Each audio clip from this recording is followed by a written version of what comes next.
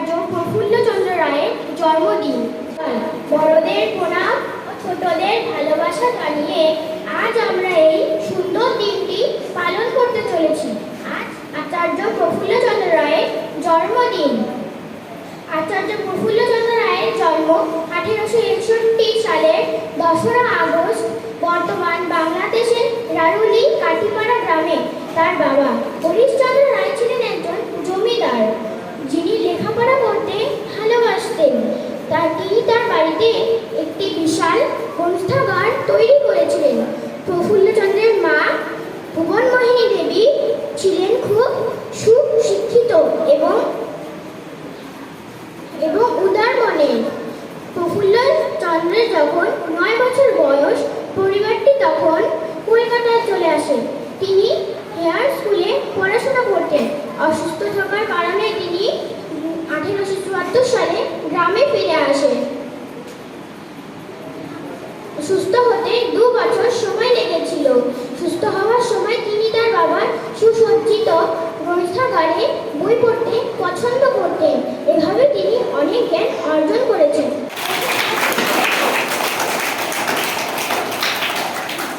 একে একে শিক্ষকরা এসে পুষ্প দান করবে। শিক্ষককে আমন্ত্রণ জানাচ্ছি।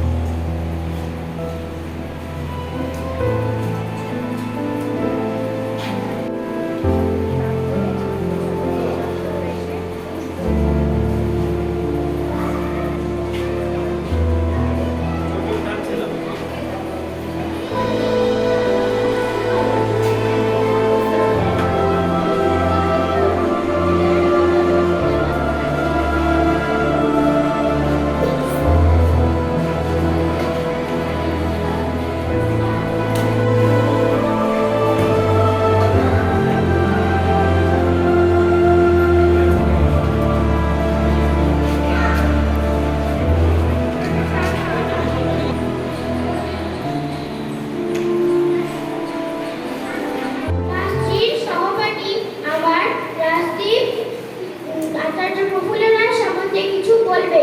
শুভ সকাল। আজকের দিনটি আমাদের কাছে একটি বিশেষ দিন। আজ প্রফুল্লচন্দ্র রায়ের জন্মদিন। ভারতীয় রসায়নের জনক নামে পরিচিত প্রফুল্লচন্দ্র রায় ছিলেন একজন সুপরিচিত ভারতীয় বিজ্ঞানী। Bengal chemical and pharmaceutical works limited প্রতিষ্ঠা করেন। আমার তৃতীয় শ্রেণীর সহপাঠী আচার্য প্রফুল্লচন্দ্র রায়ের সম্বন্ধে কিছু বলবে। চন্দ্র রায়ের জন্মদিন। তিনি বলেছিলেন, আমি ক্লাসে এত পড়িয়া ছাত্রদের পড়াইলাম, পৃথিবীর ছায়া তাদের ওপর পড়িয়া জন্মগ্রহণ হয়। তাহারা তা পড়িল, লিখিল, নম্বর পাইল এবং পাস করিল। কিন্তু মজার ব্যাপার হচ্ছে, যখন আবার সত্যি সত্যি জন্মগ্রহণ হয়। আচার্য প্রফুল্ল রায়ের সম্বন্ধে কিছু বাণী করবে আমার সহপাঠীরা। আজ উদার মানসিকতার, দেশের প্রতি আত্মনিয়োগীকারী বিশাল মানবের জন্মদিন। বড় আনন্দের দিন। তাই তাকে স্মরণ করে তার একটি উক্তি আমার মনে পড়ে গেল। সেটাই আজ তোমাদের শোনাই। দেশের উন্নতির জন্য, দেশের মানুষের কল্যাণের জন্য আমাদের সবাইকে একযোগে কাজ করতে হবে। যারা নবীন তাদের কাছে আমার এই নিবেদন, তোমরা দেশকে ভালোবাসবে, দেশের মানুষকে ভালোবাসবে এবং দেশের উন্নতির জন্য নিজেদের জীবন উৎসর্গ করবে। তাকে কেক কেটে না বা খাওয়াতে পারলাম, তার কথা বাণী মজার ঘটনাকে স্মরণ করে না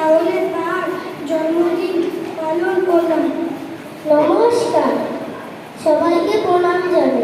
প্রফুল্ল চন্দ্র রায় বলেছিলেন, জানো বাঙালি সময় হয়েছে ব্যবসা করা, শিল্প ধরো, চাকরি মারা ছাড়ো। নমস্কার। শুভ সকাল বিশেষ মানুষের জন্মদিনের জন্য শুভ সকাল। আজকের দিনটিকে স্মরণ করে আমি তাদেরকে বাণী পড়ে শোনাব। আমার নিজের অভিজ্ঞতা বলতেই চাই। যাহারা কাজের লোক তাহাদের সময়ের অভাব হয় না, যাহারা অলস তাহাদের কাছে শৃঙ্খলা নাই, তাহারাই কেবল দৈনন্দিন কাজের কাজের জন্য সময় অভাবের কথা বলে। পঞ্চম শ্রেণীর আমাদের দ্বারা সরকার আচার্য প্রফুল্ল চন্দ্র রায় সম্বন্ধে কিছু বলবে। আর পঞ্চম শ্রেণীর একজন ছাত্র। আজ আমরা এখানে সবার এক সম্মান ব্যক্তির জন্মদিন পালন করতে জড়ো হয়েছি। তিনি শুধু একজন বিজ্ঞানী ছিলেন না, তিনি ছিলেন একজন শিক্ষক, সমাজসেবক এবং একটা সত্যিকারের দেশপ্রেমিক। তিনি জন্মগ্রহণ করেন 2 আগস্ট 1861 সালে বাংলাদেশের ক্ষীরপাড়া গ্রামে। ছোট থেকে তিনি খুব জ্ঞানী ছিলেন। নানা কষ্টের মধ্যে তিনি পড়াশোনা চালিয়ে যান। পরে তিনি কলকাতা বিশ্ববিদ্যালয় থেকে পড়াশোনা করে বিলেতে যান এবং রসায়নের বিশেষ জ্ঞান অর্জন করতে ভারতে ফিরে এসে তিনি রসায়ন শিক্ষার প্রসারে কাজ করেন।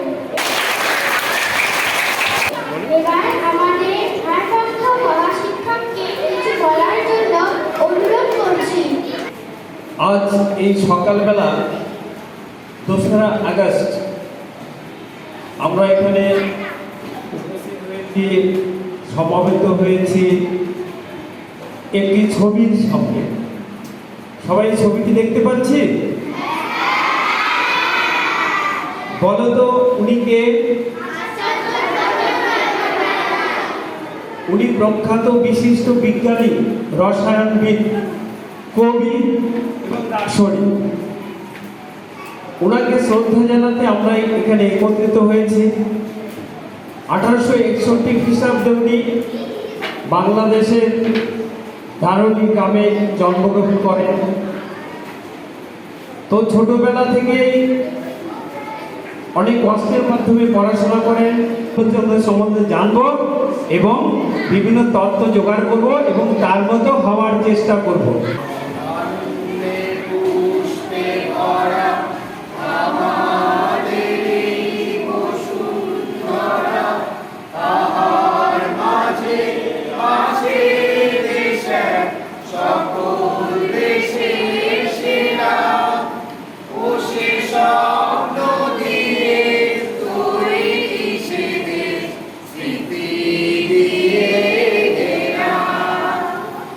এমন